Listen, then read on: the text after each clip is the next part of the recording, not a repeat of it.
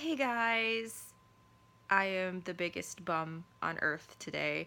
It's probably past midnight now, and I've literally been in this same exact spot all day long, watching TV and playing video games, and all throughout today I planned on getting up and making this video, but I can't even be bothered to do that right now. I'm still laying here, but I'm still making this video because there's a lot of things that I'm excited about that I want to share with you guys. So yeah, this is getting done before I fall asleep, even though I am super duper lazy and can't even be bothered to get out of this spot or sit up and make this video. But anyway, I guess it's not that important. So first I'm going to share one of the things I am more excited about, and that is my Nintendo Switch. This is the Splatoon 2 version with the pink and green Joy-Cons, I think is what they're called. I'm still getting used to the terms. I didn't want this version in particular. It's just the one that I came across. I didn't really care which version of the Switch I got, but I do like the pink and the green, so that's pretty cool. I've never been that interested in Splatoon. This came with the downloadable version of the game. But I am really glad that it worked out the way that it did because I actually really enjoy Splatoon. At least Splatoon 2. That's the version that the Switch came with. So yeah, I actually will probably keep playing it because it's pretty fun. I didn't expect to really be that interested in the game, so yeah, it worked out really good that I got to play it. So there's that. And then I also picked up Super Mario Odyssey for the Switch. I didn't expect to, and I knew that I would like the Switch, or I was pretty sure that I would, but I'm really, really liking the Switch. It's hard for me to explain. Like, when I was younger, like, I'll use the example going from PlayStation 1 to PlayStation 2, it felt like a really big leap, if you know what I mean. Like, graphics and just everything felt so new from PlayStation 1 to PlayStation 2, and the same from PlayStation 2 to PlayStation 3. I was so excited for the new console, and everything felt so innovative and new. But then from PlayStation 3 to PlayStation 4, it wasn't as exciting because graphics are already good and everything is pretty polished. And so now it feels like you just go on to the next console because you want to play the current games coming out on it. It's not like leaps and bounds better or more exciting anymore for me. At least that's my experience. I don't know if that's making any sense, but so I expect the same going from like the Wii U to the Switch, that it's just going to be, still cool games, still fun, but nothing really mind blowing. Just, you want to be able to play the games that are coming out on the Switch that won't come out on the Wii U kind of thing. But it kind of feels like something really, really new and different. And so I'm really enjoying the Switch. Um, I know that it's not too different from the Wii U or the Wii seemingly, but it really does feel different. It feels like a unique experience, and the games feel really fresh. Like, this feels so. Is it upside down? No. This feels so different and fresh. And Mario games, in my opinion, are always good, but this feels like so much better or so much more innovative than the previous Mario games, if that's making any sense. And it's all a matter of your taste or your opinion, but I don't know. What I'm trying to say is I'm really enjoying the Switch, and it feels so new and fresh. I think I just keep probably repeating myself. But anyway, I'm almost finished with this because I'm playing it nonstop. I love it so much, and I didn't think that I was gonna burn through this so fast. But since I had to run out and get The Legend of Zelda Breath of the Wild so I can have something to play when I'm done with that, because I'm just like sailing through it because it's so much fun and I can't put it down. I actually took it on vacation with me, and that's another awesome thing. It is so portable and it's so cool to just be able to take your console with you with such ease. It came with a little, I'm not going to get up and get it because I'm lazy, but it came with a little carrying case. Everything fits in there so nice. I played in the car on the way. I went to Reno, and by the way, speaking of Reno, I won this little Luigi plushie out of a claw machine. So that's another thing I wanted to share with you guys. But anyway, I took it to Reno. I played it in the car. I played it in the hotel. And the games on the little cartridges is so convenient. You don't have to worry about it. And they're so small. I just love it. I really, really, really love the Switch. So there's that. And I guess I'll keep going with games. Let's see. Get a Wii game here I picked up. And that is The Legend of Zelda Skyward Sword. I almost beat this game, but I borrowed it from a friend and they since moved away. I didn't get to finish it, and I didn't want to pick it up myself because it was fairly expensive and I thought it would go down. And this game is still pretty expensive. I can't remember if I paid like $30 or $40 for it. But it's still pretty pricey, and I'm like, okay, Christy, it's not going down anymore. You need to just bite the bullet. So I did. I picked this up, and this one came with the soundtrack, so that was pretty cool. I didn't know that that any of them did, so yeah, that was a nice little bonus that I didn't expect with that. So now I can finally finish it. And then, let's see, this little stack of PlayStation 4 games. First, I have The Town of Light. I don't know if you guys can see that. I can't see if I'm holding that correctly or not, but it says on here, inspired by true events and real places, includes 6 real location photos. This game is rated M, and it is a pretty disturbing game. It's about how insane asylums used to be operated, you know, or maybe you don't know if you haven't like researched it or anything, but a lot of times the patients were neglected, they were abused, a lot of times they didn't belong in there.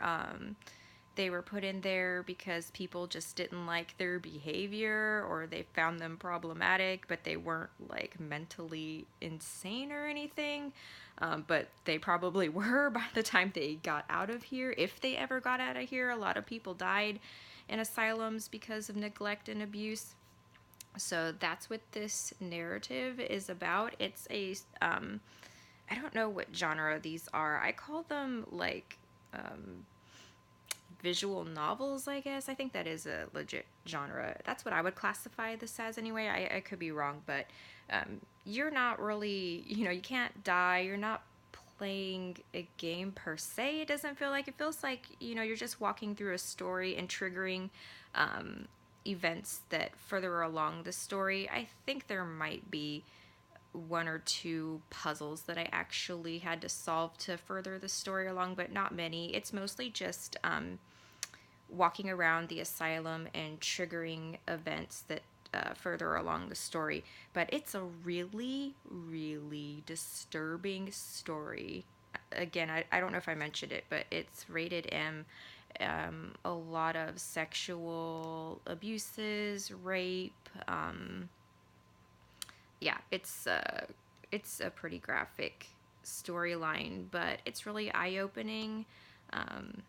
And if it's something that you ever researched before, then it really makes, you know, when you watch a documentary on the subject, it's something that really makes you think, and it makes you sad, and, you know, you're disgusted and all, but when you're actually playing as someone going through it, it makes it even more disturbing. It makes you even more angry and sad that people had to go through stuff like this. So I would recommend this, but it is really disturbing, and it's not for young players, or I wouldn't, if I had kids or whatever, I wouldn't let them play this.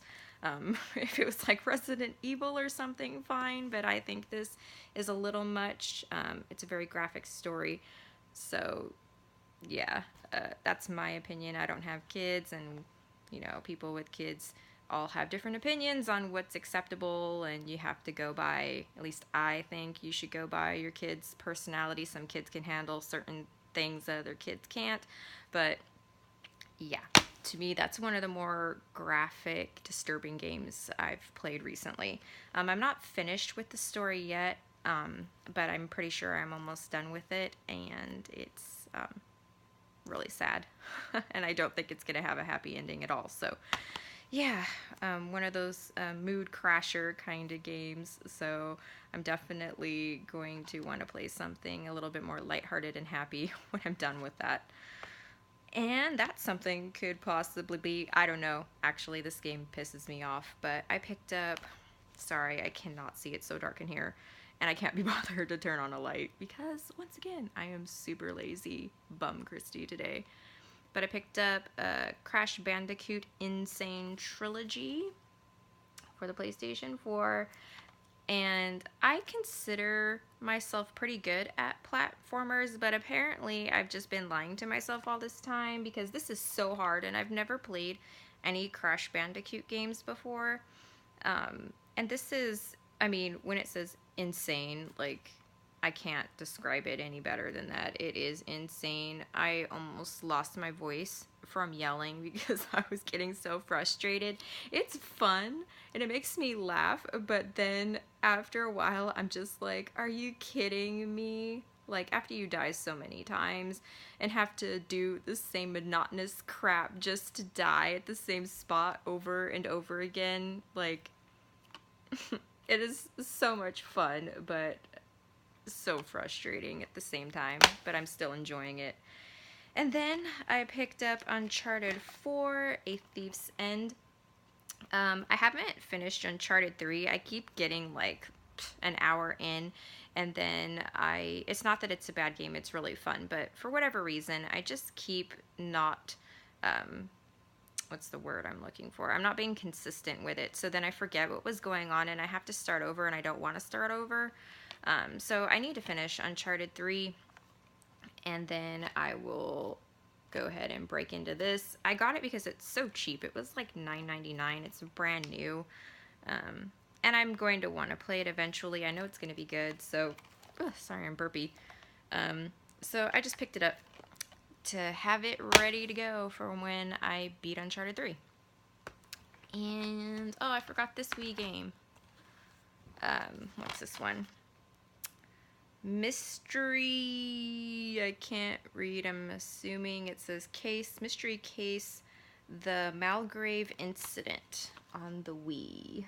And the reason I picked this up, because I think this is, man, I'm so bad with genres. This is like one of those games where it's just like a big still image and you have to find the things they want you to find. What are those called? Let's say on here. Even if it does, it's too dark for me to see anything, so I don't want to turn on any lights. I know there's a genre name for this, but I can't think of what it is. But it's just like a big picture, a hidden objects. That's what it's called, a hidden objects game. And the reason I got this is because a long time ago now, I picked up this from Walmart because it was $1.25. It's called Dark Tales, Edgar Allan Poe's The Black Cat, and I thought it was just so fun. For some reason, I was just in a hidden objects kind of mood. So I really liked this, and so I was like, I'm gonna get another game like that. So I picked up this one because the only time I've played like a hidden objects game is usually like on your phone or something, but then it's really hard to see the little things, and yeah, so I thought, for when I feel in the mood, because I have to be in the mood for it, and it's not often that I am, but when I am, then I'm like totally into it. So when I feel like a hidden objects type of game, I have this one ready to go, and I just got it because it was super cheap, and it's not something that I see often. So I grabbed that. What else do I have over here? Oh, I picked up these Final Fantasy trading card game. What do they call these? Do they call them starter? Yeah, starter sets. I only have ever played Magic the Gathering as far as like the trading card games go. Um, so I'm not familiar with this at all, but it's Final Fantasy, so I just wanted to try it. I got the Final Fantasy X starter set. I'm not sure how many cards it comes with. What does it say on here? 50 cards. I was gonna say it probably does, but I can't see. But I can. Okay, it comes with 50 cards, a game mat, and a guide on how to play the game. So I got Final Fantasy X, and I got Final Fantasy VII, but you can't see it because I bought some sleeves, and so I put these cards in the sleeves. And I don't know if you can see, but here's my sleeves that I bought. And then here's the card. Let me see if I can find... Oh, I bent one of them already. Great. Shows how careful I am with my new things. Here's a more pretty card, at least in my opinion, of Cloud. So, yeah. I haven't played this yet or read the instructions on how to play it, but that is something that hopefully I will get around to eventually because I think it'll be fun. Like I said, I've only ever played Magic the Gathering as far as those card games go. I've never played like Yu-Gi-Oh! Or Pokemon or any of the other ones that might be out there. Those are just the ones that I'm aware of. Yeah, oh, and back here. I have this yokai plushie. I picked this up from the 99-cent store. It wasn't 99 cents though. It was, I want to say like $4.99 or something. And I've never played a Yokai Watch game. I've heard it's like Pokemon. I think it's on the 3DS. Maybe one of these days I'll pick it up. I want to say it's like a $20 game or something, so it's not too bad. And it'll probably be fun. But I always pick up yokai stuff because I swear to God it's everywhere. Like, I see yokai merchandise at GameStop, 99-cent store, dollar store, the grocery store. I swear everywhere there is Yokai Watch merchandise. And I really like it because it's cats, and I really like cats. And so it's just something that I pick up just because I think it's cute, but I've never played the game. And I think it might be an anime too, but I'm not sure. So yeah, there's that. And I think that's it. And if it's not, then I'm too lazy to get up and see if there's anything else lying around me. So that is all. I'm probably going to watch some more TV. I think I'm video gamed out for the day. I don't think I'll be able to stay awake or have the mental capacity to play anything, but yeah, I'll watch a little bit more TV and then I'll probably go to bed. So I hope you guys are having a nice 2018, and yeah, I'm going to lay down now because I'm tired and I feel like I'm going to start mumbling and stammering around this video if I haven't already. I can't even remember if this went well or not. So yeah, what am I even saying now? All right, guys, I'll see you later. Bye.